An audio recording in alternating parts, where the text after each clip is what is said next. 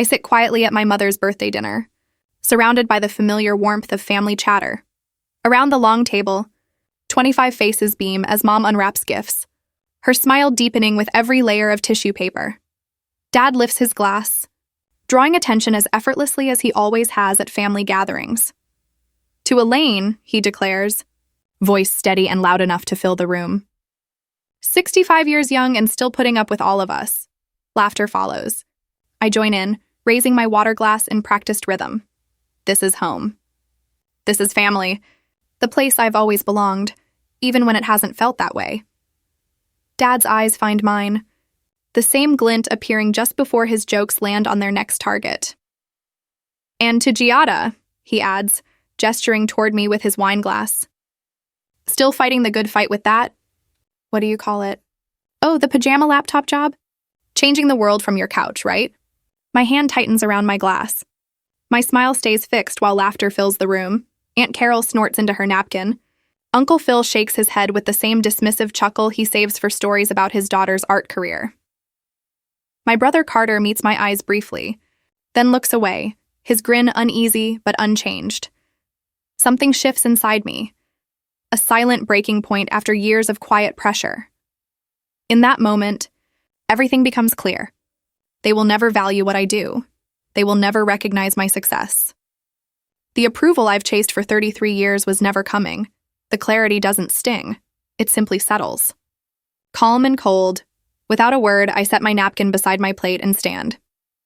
Happy birthday, Mom, I say softly. Then I turn and walk away, leaving the stunned silence behind me. 18 months earlier, I sat across from my father in his study, explaining my decision to leave my corporate media job. I need something more meaningful, I told him, outlining my plan to start my own brand strategy consultancy. Sounds like a midlife crisis, he'd said without looking up from his newspaper. A bit early for that, though. It was always the same. Carter's promotions at his law firm meant champagne. Lydia's hospital work was making a difference. Miles's finance career was building something real. But my work? Always a punchline. How's the little side business? They'd ask, as if I were selling homemade candles instead of reviving company's market presence. Still, I kept showing up, hoping effort and patience would earn respect, but the messages start flooding in before I even reach my car. Carter. Dad was joking. Don't be so sensitive. Lydia. Way to make Mom's birthday about you. Mom. Please come back inside, sweetie. Don't ruin the evening. I drive home in silence, my phone buzzing beside me like an angry insect. By morning, the texts turn into calls. By afternoon, there's a knock at my door. Mom stands there with Dad behind her and Carter lingering awkwardly in the hall. This has gone on long enough, Dad says, already stepping past me. You're dragging it out. It's embarrassing. My hands stay steady as I open the door wider, not as an invitation, but a boundary. You've never respected my work, I say. My tone calm but unwavering. Not once in 18 months. Not once in my life. Please leave. Mom blinks rapidly, caught between speaking and silence. Dad's face reddens. Now listen here, he begins. Please leave, I repeat. Our family has always followed a clear chain of command. Dad leads. Mom supports, and the rest fall in line. For 33 years, I played my role. Quiet, compliant, the peacekeeper. Now breaking that pattern, I watch their shock turn to anger. As the door closes behind them, the weight of years spent seeking their approval finally lifts. The corporate job I hated. The forced smiles. The tolerance of jokes at my expense. For the first time, silence feels like power, and it says everything I never did. Weeks later, an ivory envelope appears on my counter like a landmine. Gold-embossed letters announce Miles and Sophia's engagement celebration. 6 weeks since Mom's birthday dinner, and the invitation carries no sign of reconciliation. Just my name, neatly printed. I run my finger over the RSVP card. No note, no apology, just a polite assumption I'll attend with a forgiving smile. Giada, we hope you can make it, Miles writes at the bottom. Hope. Not want, not need, just hope. My phone buzzes. Carter again. You get the invite? Miles wants to know if you're coming. No mention of the conflict. No acknowledgement of anything real. Just business as usual. Our family's way of burying tension until it bulges beneath the surface. I open Instagram. Scrolling without thinking, Mom's page shows a recent dinner.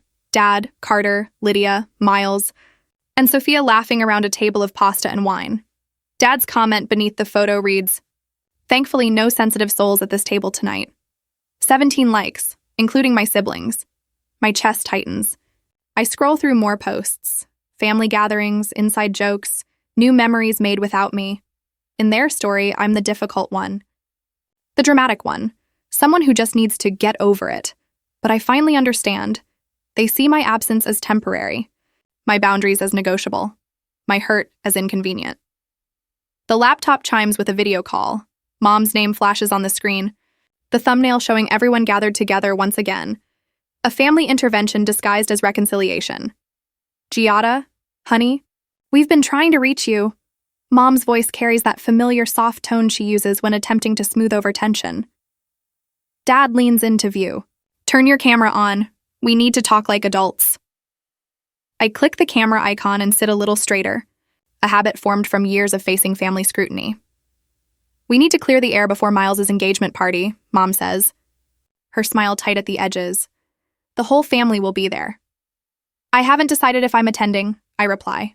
5 faces instantly mirror the same look of disbelief. Even through the screen, I can feel the weight of their collective disappointment.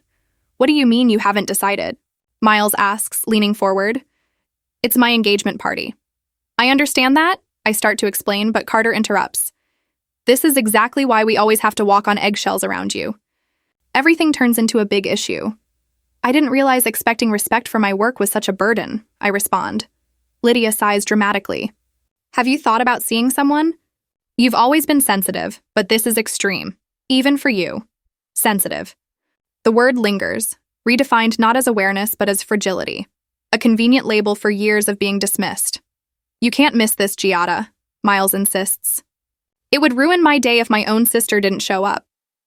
"That's not my intention," I say, but Dad cuts in, voice firm and final. "You've always been the difficult one, Giada. Always trying to be different instead of part of the family." The accusation lands with familiar precision. Different. Difficult. Words they've used since childhood whenever I didn't fit their mold. "If you skip this, it'll permanently damage your relationship with Miles," Mom warns softly. "Is that really what you want?" The message beneath her words is clear. Conform or be excluded.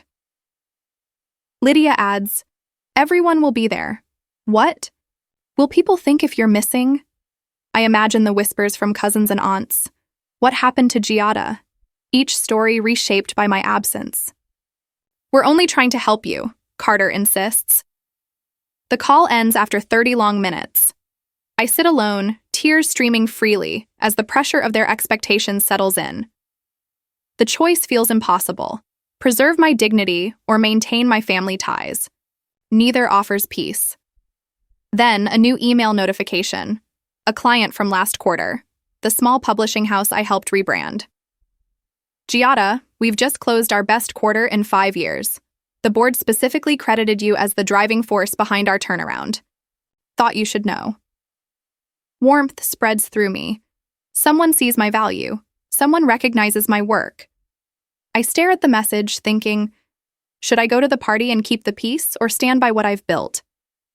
Silence can be powerful, but would skipping the celebration be a statement?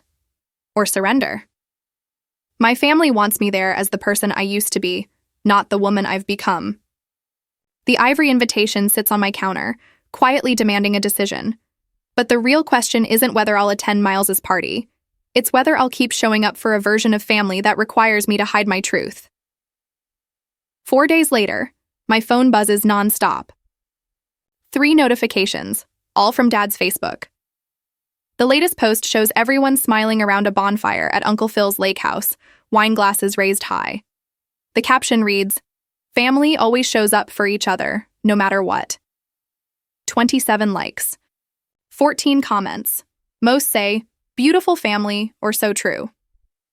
I set the phone face down on my nightstand and take a deep breath, feeling the familiar ache tighten in my chest. Mom calls while I'm reviewing client analytics. I almost let it ring out, but answer at the last second. Miles is upset you still haven't RSVP'd, she says, instead of hello. He asked me to make sure you're coming. I haven't decided, I reply, trying to keep my voice calm. What's there to decide? It's your brother's engagement party. In the background, I hear running water and dishes clinking. Mom never calls without multitasking. I have a client meeting that weekend, I say. Her sigh is familiar. Long practice disappointment. You know they planned the pre-engagement dinner here on Thursday. Everyone will be there. Thursday, the same day as my meeting with Portland National Bank, my biggest potential client yet. The timing feels too deliberate to be coincidence. Minutes after the call, Aunt Carol texts, "Why are you stirring up drama before Miles's big day?" Then Uncle Phil chimes in. Then my cousin Stephanie. The family phone chain is alive and buzzing with judgment. By 2 a.m., I'm still at my desk, wide awake. The Portland National proposal glows on my screen, every slide reviewed countless times. My back throbs from hunching over my laptop for 14 straight hours. The small digital clock on my screen feels like it's mocking my effort, or maybe my desperation. It's the third night this week I've worked until dawn. Not because I have to, but because I'm determined to prove my business is real. Not just a side project. The irony isn't lost on me, exhausting myself to convince people who'll never believe it anyway. Before every family call, anxiety creeps in, a flutter in my stomach that climbs to my chest, making my hands shake. I've developed small rituals to manage it. Deep breaths, shoulder rolls, rehearsed answers to inevitable questions. No, this isn't a phase. Yes, I have actual clients. No, I don't regret quitting my corporate job. Words I've practiced in the shower, in front of mirrors, in the car, ammunition for battles I never seem to win. The holidays are always the hardest. Last Christmas, I stayed home to finalize a campaign launch, watching the family celebration unfold on Instagram, Mom in her red apron, Dad carving the turkey, and the empty chair no one mentioned. A knock breaks my thoughts. It's nearly 6 p.m., and I haven't stepped outside all day. Through the peephole, I spot Rebecca, my neighbor, holding something wrapped in a towel. "You looked like you could use something warm," she says, handing me a loaf of fresh bread still radiating heat. Her simple kindness catches me off guard. I invite her in for coffee, my first real conversation in days that isn't about clients or family tension. 3 days later, I'm reviewing architectural plans for my new studio in the Arts District when Carter calls. I know exactly why. "So," he says, his lawyer tone sharp, "are you coming to the engagement party or not? Mom's losing it over the RSVP list." I glance at the plans spread across my coffee table. 18 months of work taking shape. "I'm investing in myself that weekend," I answer evenly. "What could be more important than family?" he snaps. My fingers trace the outline of what will soon be my conference room. "For once, I'm putting myself first," I say. "I'm committing $24,000 to a real studio space. That's my priority now." The silence stretches, thick and heavy. When he finally speaks, his voice has turned cold. "Mom and Dad were right. You really have changed." A smile tugs at my lips. "Yes," I say. "That's the idea." After the call, I text Jenna and Mark, old colleagues who left the corporate grind before I did. Within minutes, they reply with enthusiasm. "We'll bring paintbrushes this weekend," Jenna writes. "And wine. Lots of wine." Over the next 2 weeks, the empty studio starts to transform. The owners of the coffee shop downstairs bring up espresso and welcome notes. The vintage clothing boutique owner across the hall stops by with a hand-picked scarf that complements my new sign. The florist from the corner delivers an arrangement with a note that reads, "To new beginnings. These people owe me nothing. No shared history or family ties. Yet they celebrate my vision freely and without hesitation." At my dining table, I finalize the guest list for my studio launch. Clients who've trusted me with their brands, collaborators who've shared their expertise, and industry peers who've offered advice and connections when my own family offered only skepticism. I schedule the launch for Saturday, June 12th, the same day as Miles's engagement party. My cursor pauses over the Send Invitations button, my pulse steadying as I grasp the weight of my decision. This isn't simply about attending a party or opening a studio. It's about defining which path and which life I'm choosing. I exhale deeply and click. Send. Morning light filters through the tall windows of my studio, casting angular patterns across the polished concrete floor. I glance at my watch. 6:17 a.m. I've been here since 4, steadily turning this blank space into something tangible. I push the heavy walnut desk into position, my hand brushing over its smooth surface. Every element here has purpose. The ergonomic chairs and soft charcoal fabric, the glass partitions that divide yet maintain openness, the clean signage bearing my company's name in a confident, modern font. Perfect alignment, I murmur, stepping back to ensure the desk catches the morning light just right. Professional, welcoming, never intimidating. Over the next hour, I arrange client portfolios on the central table, each leather-bound. Folder representing real transformations, measurable success, and years of effort. My hand rests briefly on the Peterson outdoor gear case study, my first major project after leaving corporate life, the one my father once dismissed as too small to matter. When the final folder is placed, I stand in the center of the room. The space feels complete, balanced, refined, full of potential. For the first time since walking out of my mother's birthday dinner, I feel something close to peace. So this is why you're missing Miles's party? For work? I turn to see Lydia in the doorway, her expression a mix of irritation and quiet surprise. I hadn't invited family, yet there she is, unpolished, composed, and unannounced. The launch has been planned for months, I reply, watching her eyes move around the studio. Assessing its worth, Miles is upset, you know. An engagement only happens once. Her tone carries that familiar layer of guilt, though here, in my space, it feels less persuasive. Before I can respond, Jake Peterson steps over from the refreshment table, holding a champagne glass. Giada, I was just telling the Chronicle reporter how your rebranding strategy increased. Our Q2 sales by 38%. He gestures toward a journalist taking notes by the window. This woman saved our family business. After decades of decline, 2 more clients join in, each offering their own acknowledgement. She transformed our online presence, the quiet powerhouse behind our recovery. Portland's best-kept secret, Lydia's expression shifts. Her mouth opens slightly, then closes. For the first time, I see recognition, real understanding, in her eyes. I had no idea, she says softly, pulling out her phone to take photos. Does Mom know what you've done here? When she starts snapping pictures to send home, I pause. Should I ask her to stop? Or let the images speak for themselves, showing what words never could? Around me, the event gains momentum. Clients mingle with local business owners, exchanging stories of progress and growth. The Portland Business Chronicle reporter continues to jot notes, occasionally glancing up with quiet interest. Rebecca approaches with a warm smile, a small crowd following behind her. I hope you don't mind the surprise, she says, standing by my side. We wanted to celebrate you. To my surprise, she's brought along half the building, the retired teacher from 4B, the young couple across the hall, even Mr. Wilson from the first floor, who rarely leaves his apartment. They fill the room, turning my professional studio into something that feels unexpectedly personal. The kind of warmth I've never quite found at family gatherings. I'm really glad you came, I tell her sincerely, realizing I mean it more deeply than I expected. The afternoon unfolds smoothly, champagne glasses clinking, business cards exchanged, light conversations weaving through the space. As I stand at the center of it all, I realize this moment isn't just a career highlight. It's the quiet celebration of a new chapter, one I built entirely on my own terms. Out of the corner of my eye, I notice Lydia typing quickly on her phone. Within minutes, my screen lights up with notifications from the family group chat. Lydia. Giada went all out, didn't even invite us. Attached are photos of my studio, already making their way through the chat. The replies come in fast. Dad. Choosing work over family again, typical. Mom. The space looks lovely, sweetie. Wish we could have been there, Carter. That's actually really impressive. Nice job, Jai. Miles. Looks great. Sorry I missed it. Dad, again. Miles' engagement should have been the priority. Some things matter more than work.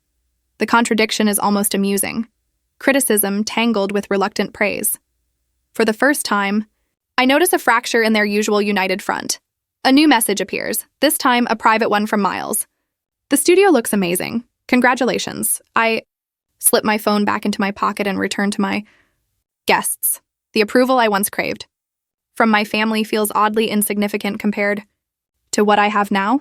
Clients who respect my skills, neighbors who show genuine support, and a journalist who sees my work as newsworthy. This isn't just a business launch.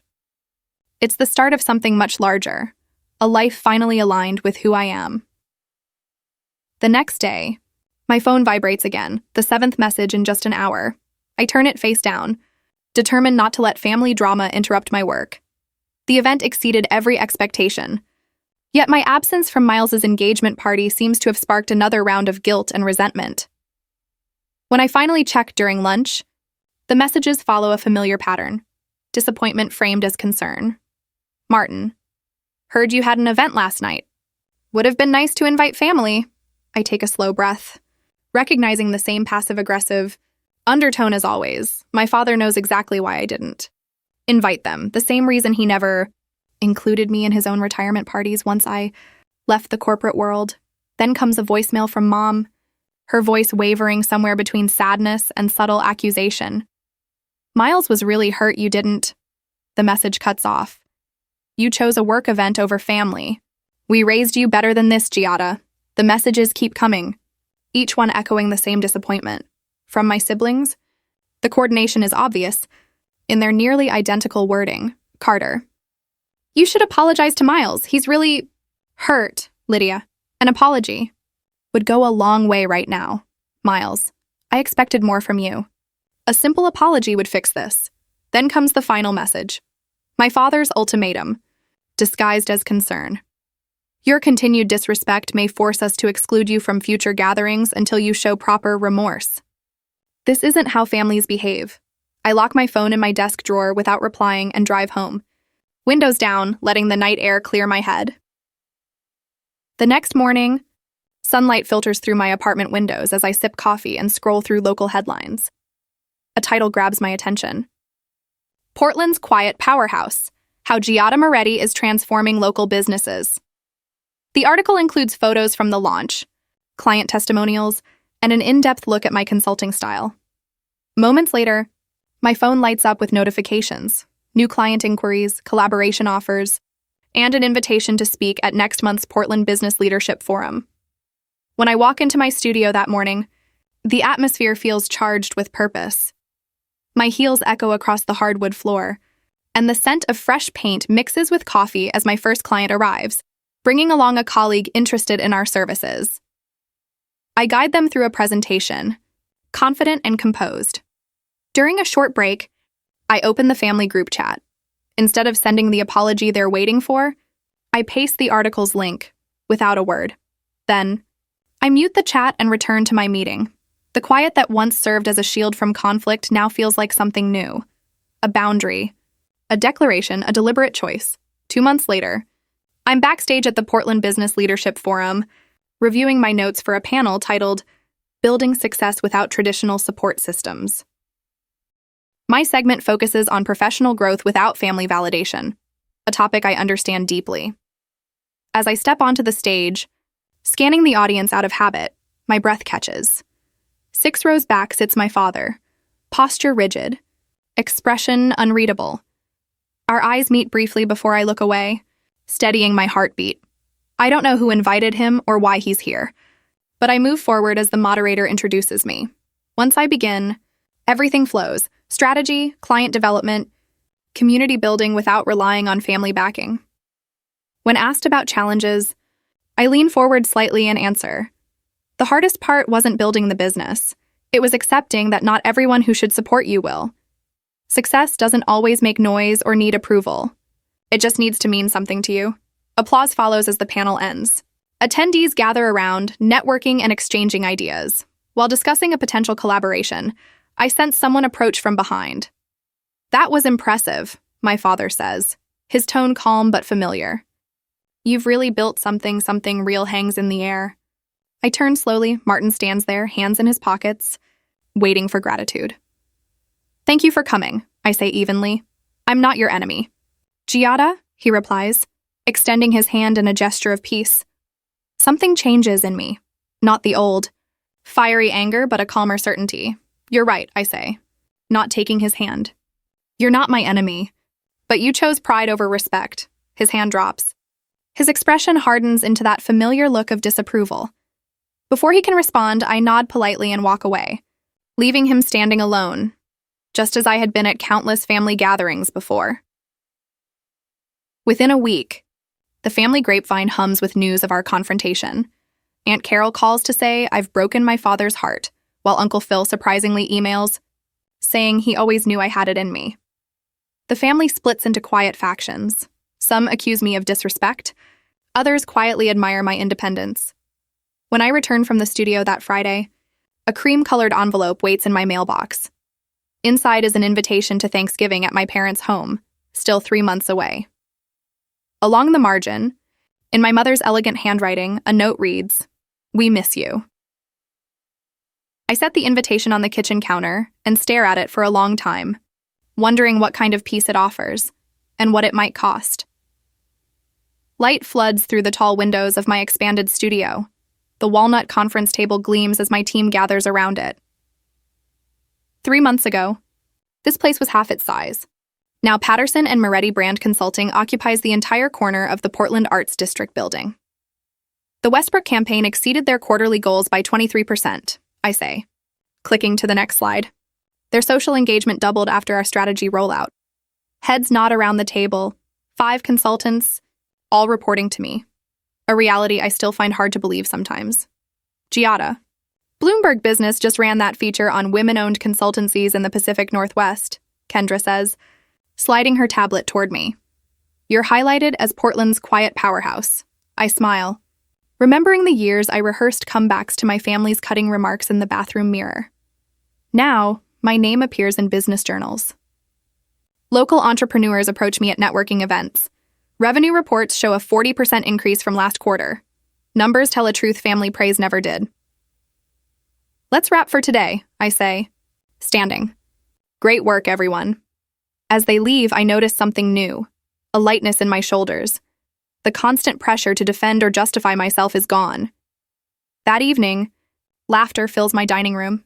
8 people sit around my table, colleagues, neighbors, small business owners turned friends. Rebecca places a steaming dish of paella at the center.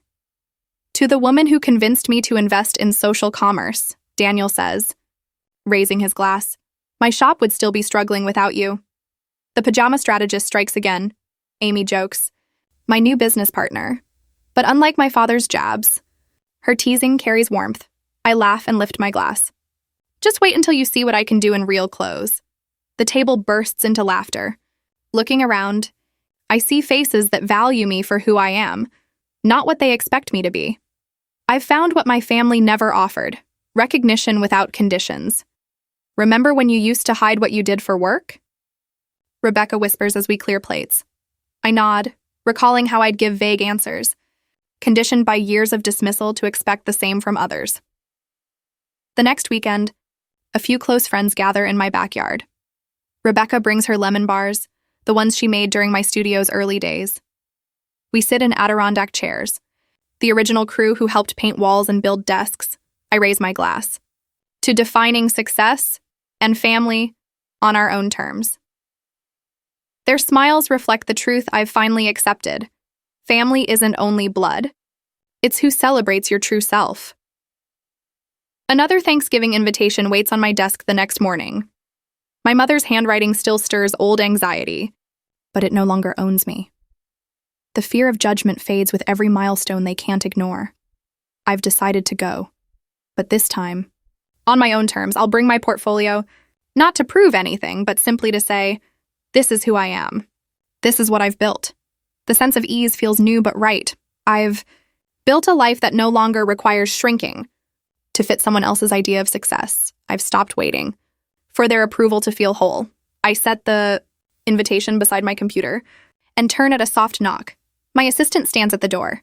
Your 10 o'clock is here, the CEO from Meridian Technologies. I smooth my dress, once a nervous habit, now a sign of readiness. As I prepare to face my family again, one question lingers.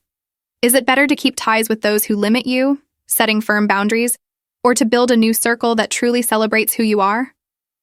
The hardest part was never walking away. It was deciding how and if to walk back in.